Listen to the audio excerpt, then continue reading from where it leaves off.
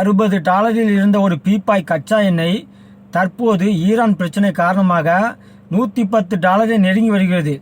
உலகின் அனைத்து நாடுகளும் பெட்ரோல் டீசல் விலையை தாறுமாறாக ஏற்றி கொண்டிருக்கின்றன.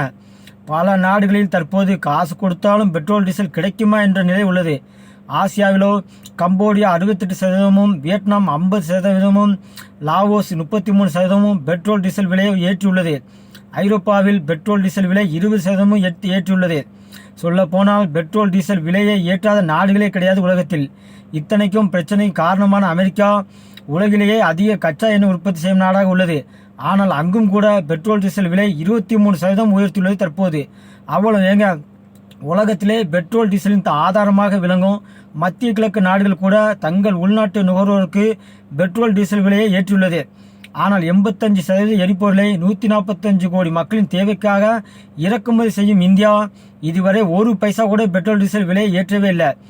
உலக மக்கள் தொகையில் 5 ஒருவர் இந்தியர். அத்தனை பெரிய தேசத்தில் எத்தனை எரிபொருள் தேவை உள்ளது.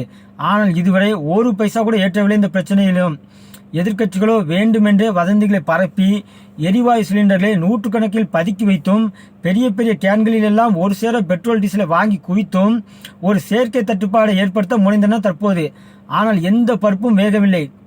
இந்திய வரலாற்றிலே இல்லாத வகையில் ஜிஎஸ்டி வரியை மிகவும் குறைத்த மோடி அரசு இந்திய வரலாற்றிலே இல்லாத வகையில் 12 லட்சம் வரை தனிநபர் வருமானத்துக்கு வரி விலக்கு என அறிவித்த மோடி அரசு இதுவரை $1 கூட பெட்ரோல் டீசல் விலை ஏற்றவில்லை.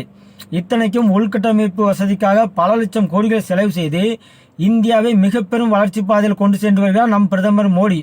ஊழலற்ற நேர்மையான ஒரு அரசு எப்படியெல்லாம் சாதிக்க இயலும் என்பதற்கு மோடி அரசு ஒரு சிறந்த உதாரணமாக பார்க்கப்படுகிறது தற்போது இந்தியாவில்.